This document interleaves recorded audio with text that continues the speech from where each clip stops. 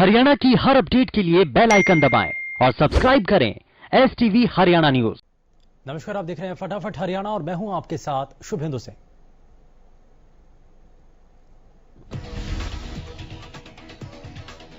प्रदेश में कोरोना का कहर जारी है। एक दिन में कोरोना के 794 नए मामलों की पुष्टि हुई। फरीदाबाद में कोरोना से सबसे ज्यादा 154 नए मामले सामने आए।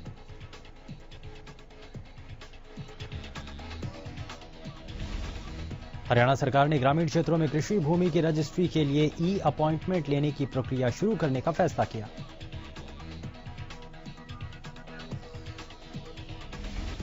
सीएम मनोहर लाल की अध्यक्षता में विभिन्न विभागों को राजस्व विभाग की ई पंजीकरण प्रणाली के साथ जोड़ने की समीक्षा बैठक में यह फैसला लिया गया।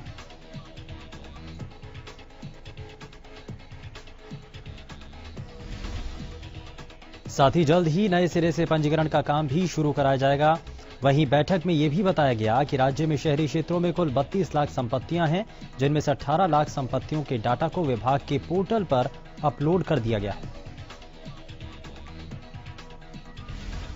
आज होने वाला सिरसा नगर परिषद चेयरमैन का चुनाव टाल दिया गया। आपको बता दें कि चुनाव प्रक्रिया को लेकर बलजीत कौर ने पंजाब हरियाणा उच्च न्यायालय में याचिका दी थी, जिसके आधार पर कोर्ट ने स्टे लगाया।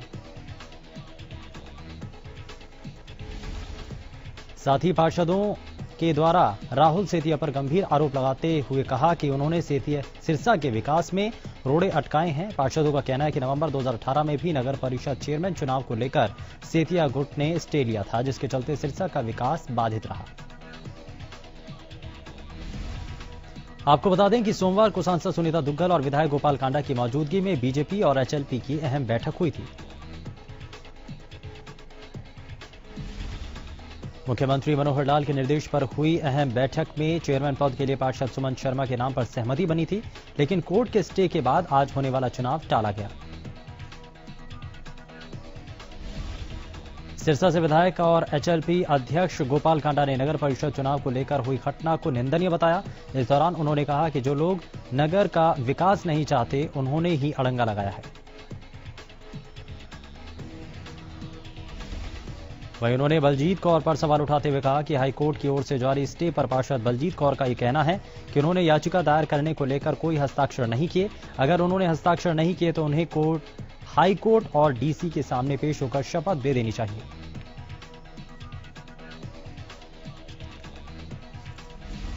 इस मौके पर उन्होंने कहा कि नगर के विकास में अड़ंगा लगाने के लिए ही कुछ लोगों ने पहले स्टे लिया था और उस स्टे को भाई गोविंद कांडा ने वैकेट कराया था और ये स्टे ऑर्डर भी 10 दिन में रद्द करवाया जाएगा।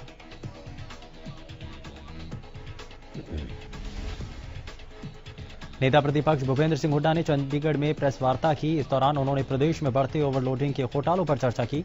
भूपेंद्र सिंह हुड्डा ने धान, शराब और रजिस्ट्री से जुड़े घोटालों पर भी बातचीत की। भूपेंद्र सिंह हुड्डा ने कहा कि छोटे मोटे अफसरों पर गाज गिराने से कोई हल नहीं होगा। बढ़ते घोटालों पर सरकार को जल्द कोई ठोस कदम उठाने की जरूरत है। बीजेपी के प्रदेश अध्यक्ष ओम प्रकाश धनखड़ ने मंगलवार को राष्ट्रपति रामनाथ कोविंद से मुलाकात की। बीजेपी के प्रदेश अध्यक्ष ओपी धनखड़ ने राष्ट्रपति भवन में जाकर रामनाथ कोविंद से शिष्टाचार भेंट की। हरियाणा की मुख्य सचिव श्रीमती केशनी आनंद अरोड़ा की अध्यक्षता में राज्य प्रशिक्षण परिषद की पहली बैठक की गई। बैठक वीडियो कॉन्फ्रेंसिंग के माध्यम से आयोजित की गई। बैठक में मुख्य सचिव ने प्रशिक्षण देने के लिए सभी विभागाध्यक्षों को अगले 2 दिनों में नोडल अधिकारी नियुक्त करने के साथ ही 1 सप्ताह में कर्मचारियों को दिए जाने वाले प्रशिक्षण संबंधित योजना को तैयार करने के निर्देश दिए।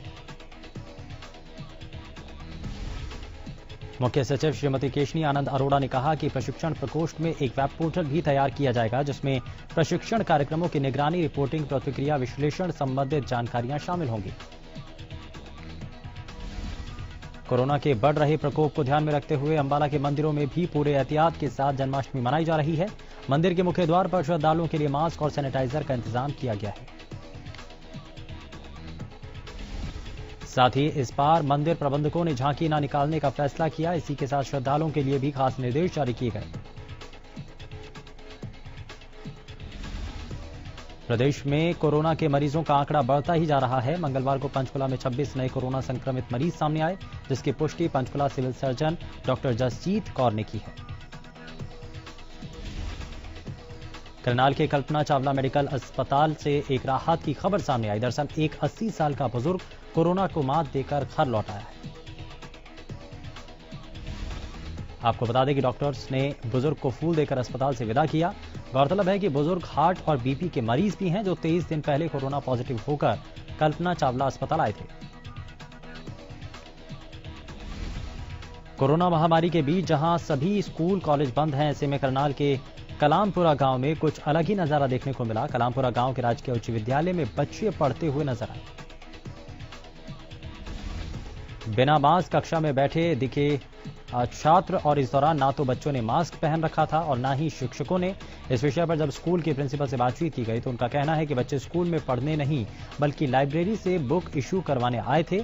खिलवाड़ करना इतना सही है।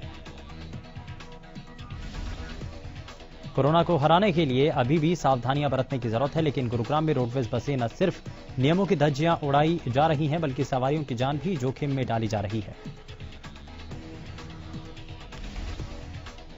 गुरुग्राम के बस डिपो में बसों को निकलने से पहले सैनिटाइज तो किया जा रहा है, लेकिन सवारियों की ना तो थर्मल स्क्रीनिंग की जा रही है और न ही सवारियों के चेहरे पर मास्क नजर आ रहा है।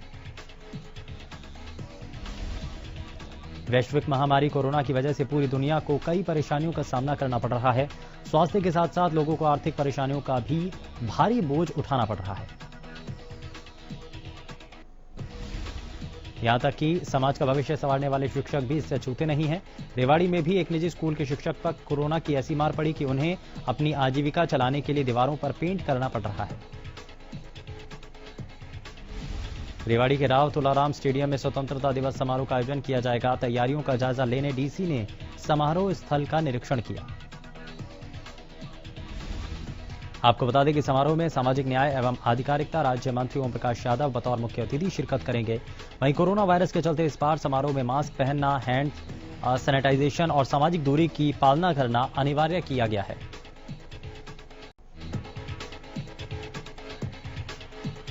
हिसार की रहने वाली किताबो देवी अपने बेटे को न्याय दिलवाने के लिए दर दर की ठोकरें खाने को मजबूर है। महिला ने बताया कि उसके बेटे रविंद्र ने दूसरी जाति में शादी की थी, जिसके बाद से ही युवती के परिजनों ने घर पर आना जाना शुरू कर दिया था और युवती को वापस घर लेकर चले गए।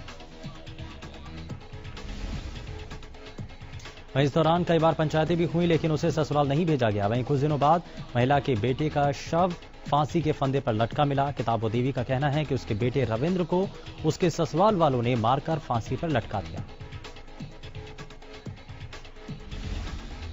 तो शाम में ग्रामीणों का धरना प्रदर्शन चौथे दिन भी जारी रहा। आपको बता दें कि निकाना फीडर से डाड़ी माहू माइनर्स में सीमेंट की पाइपलाइन बिछाने का विरोध करते हुए आधा दर्जन गांव के लोगों में रोष बना हुआ है। फतेहाबाद में बीच सड़क पर दो लड़कियों की लड़ाई का वीडियो सोशल मीडिया पर तेजी से वायरल हो रहा है। इसमें 3 युवतियां बीच सड़क पर लड़ रही हैं। किसी राहगीर ने यह वीडियो बना लिया और सोशल मीडिया पर वायरल कर दिया। बताया जा रहा है कि यह वीडियो बीगड़ रोड का है और आपस में 3 लड़कियों की जबरदस्त लड़ाई हुई थी। यहां पर मौके पर खड़े लोगों ने इसका वीडियो बना लिया और सोशल मीडिया पर वायरल कर दिया। पुलिस ने दिल्ली से सटे कुंडली के पार्कर मॉल में चल रहे देह व्यापार के गोरख धंधे का पर्दाफाश किया। जिस्म फिरोशी का एक काला कारोबार स्पा सेंटर की आड़ में चल रहा था।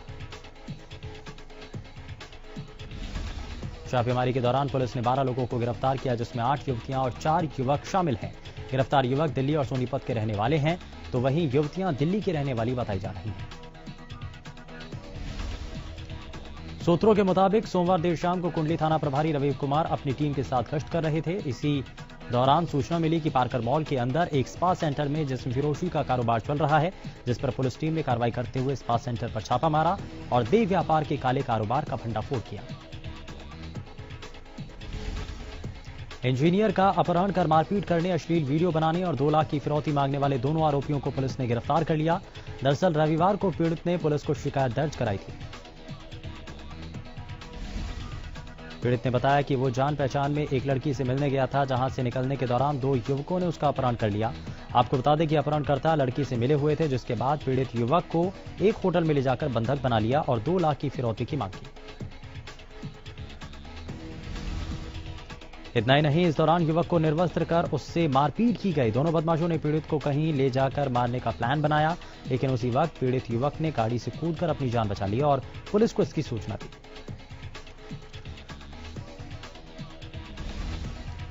सोहना में कुछ अज्ञात हमलावरों का नगर पार्षद के पति पर फायरिंग करने का मामला सामने आया। बताया जा रहा है कि करीब आधा दर्जन बदमाश गाड़ी में सवार होकर आए थे, जिन्होंने पार्षद के पति पर फायरिंग की, लेकिन वो बाल बाल बच गए। फिलहाल पुलिस मामले की जांच में जुट चुकी है।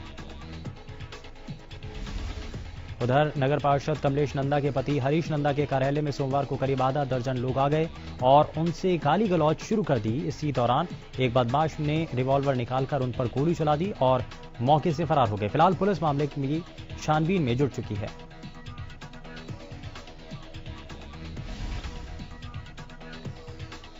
झज्जर की दुलीना जेल में बंद एक कैदी की बीमारी की वजह से मौत हो गई। बताया जा रहा है कि मृतक सीआरपीएफ का जवान था और पॉक्सो एक्ट के तहत अदालत ने उसे 10 साल की सजा सुनाई थी। जेल कर्मचारियों का कहना है कि मृतक कैदी बीते कुछ दिन से बीमार था, जिसके बाद उसे डॉक्टरों की गाइडलाइन पर झज्जर के नागरिक अस्पताल में इलाज के लिए लाया गया था, लेकिन यहां उपचार के दौरान कैदी की मौत हो गई।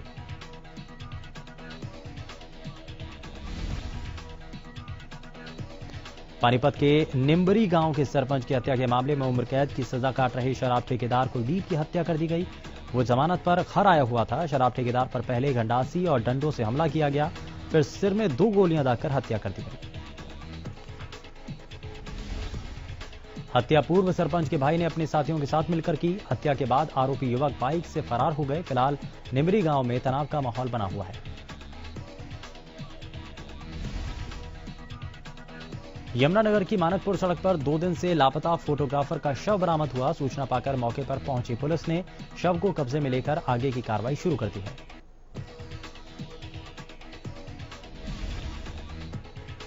फतेहाबाद में बीती 5 अगस्त को चाकू से गोदकर की गई शख्स की हत्या के मामले में पुलिस ने 4 आरोपियों को गिरफ्तार किया। पकड़े गए सभी आरोपी फतेहाबाद के ही रहने वाले हैं। चारों आरोपियों को मंगलवार को कोर्ट में पेश कर रिमांड पर लिया गया था कि हत्या में इस्तेमाल किए गए हथियार की बरामदगी की जा सके।